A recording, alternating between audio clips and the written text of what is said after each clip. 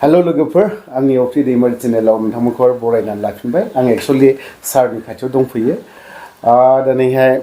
सारनाव मोनसे खोथाखौ सोंनो लुबैदों सारा सानसे समाव जों बर' रायजो राजाफ्रा सारखौ सानसुमा खुंगुर बैसुमुथियारि होनना बुङोबा गोबाङानो मिथियो आरो जोंनि आफामोनाबो सारनि खोथाखौ रायखांबाय थायो ओमफ्राय आं सारनाव मोनसे खोथाखौ सोंनो लुबैदों दिनैहाय सारनाव बे मोनसे ड्रेसखौ दिनैसिमबो आं नुबाय थादों बे ड्रेसनिनो गस्ला गानबाय थायो बिनि माबाफोर जाहोनफोर दङ नामा सार जाहोनाथ' दंथारो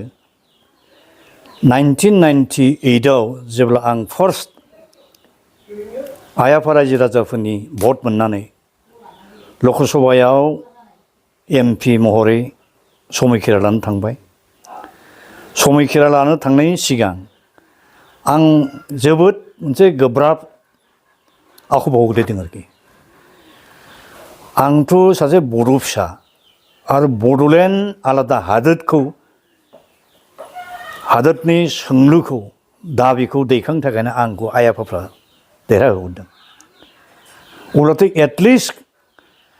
आंहाथ' निजा मोनसे ड्रेस थाथारनांगोन जोंनि जाथिनि मोनसे आइडेन्टिटि हिसाबै अब्ला आं मा खालामबाय दिल्लीयाव गुबुन गुबुन स्टेटफोरनि रायजोफोरनि सि जोम ड्रेसफोरनि एम्फरियाम थायो आरो मोनफ्रोमबो रायजोनि एम्फरियामाव थांनानै नायदिंजोब्बाय आङो खिन्थु आं लुबैनाय बायदि ड्रेसखौ आं नागिरनानै मोननो हाया जादों उनाव उफाय गैथारैनि मणिपुर रायजोनि एम्फरियामाव मोनसे ड्रेस आं नुबाय आरोखि गोजा कालारनि बेखौनो एसे आं साननाय बायदि बानाय होदेरनानै बेखौनो आं सिगां गानग्रोजेनदों आरोखि बिनि उनाव आं सानबाय बेथ' जोंनिद्राय नंजोबा जोंनि बायदि खालामनांगौब्ला एसे गोदानै खालामनांगोन साननानै आं क'क्राझाराव फैबाय आरो क'क्राझाराव फैनानै मणिपुरि मोनसे टेलर दं बे मणिपुरि टेलराव आङो जोंनि बर' आइजोफ्रा दानाय सिखौनो बायनानै आं साननाय प्लेनिंखौ खिन्थानानै आङो सुबाय आरो सुयै सुयै लासै लासैनो नैबे लेटेस्ट मडेला बे आरोखि बेखौ साबसिन आइडिया बायदि आं मोनबाय आरो दा जेब्ला आङो बे ड्रेसखौ गाननानै थाङो बयबो आंखौ सेलुट होयो पार्लियामेन्ट हाउसआव सानसेखालि ओरैबायदि दुखुनांथाव मोनसे घटना जादों आंखौ बाथ्रा बुंनो होयैनि थाखाय दुखु मोनना रागा जोंना सानसेखालि आंनि ड्रेसखौ गाननानै बिखायाव आरो बिखुंथिंजाय पस्टार माखासे आलायनानै आं थांबाय आरोखि लाखोमाना थांदों आं थांनानै पार्लियामेन्ट हाउसआव आं गानहैबाय आरोखि गानहैनानै आङो जबरदस्ति स्पिच होनो नागिरबाय उनाव स्पिच होखांनानै माबायाव आरोखि मोनसे लबि दं बे लबियाव हाउस सिंनि एसे बायजोआव आरोखि बेयाव आंनि ड्रेसफोरखौ मोनसे टेबोलाव आं दोनदोंमोन आरोखि उनाव सिकिउरिटि गार्डफ्रा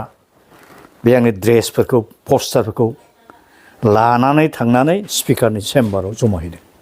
आंहा नागिरना हैरान जाबाय उनाव मिथिबाय आङो जे आंनि बे ड्रेसा बहा थांखो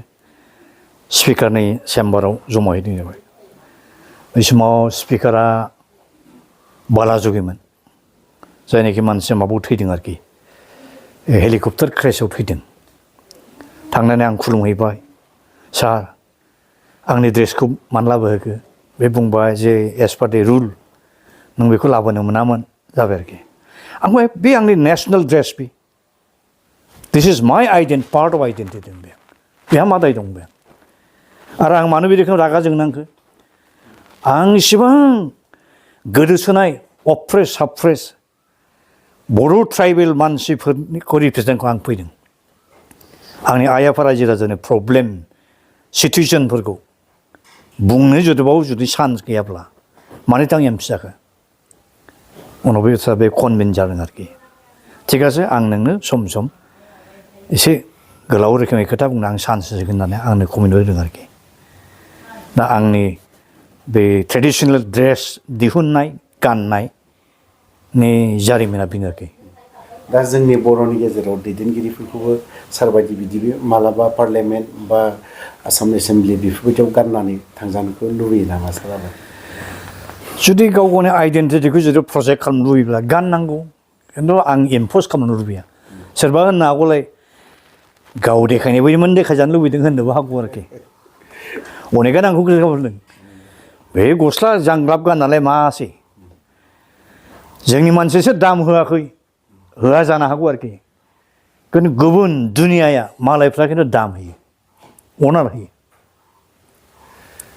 दा आंथ' आं भिडिअखौ बारा गोलाव खालामला बेखिनियावनो सारनाव बे दा नायदो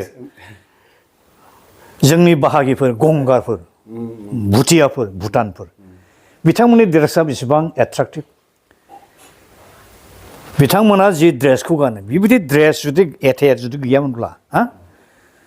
इसेबां समायना नुनाय नङामोन ना बेसेबां सिभिलाइज बेसेबां स्मार्ट नुयो एडभान्स नुयो ना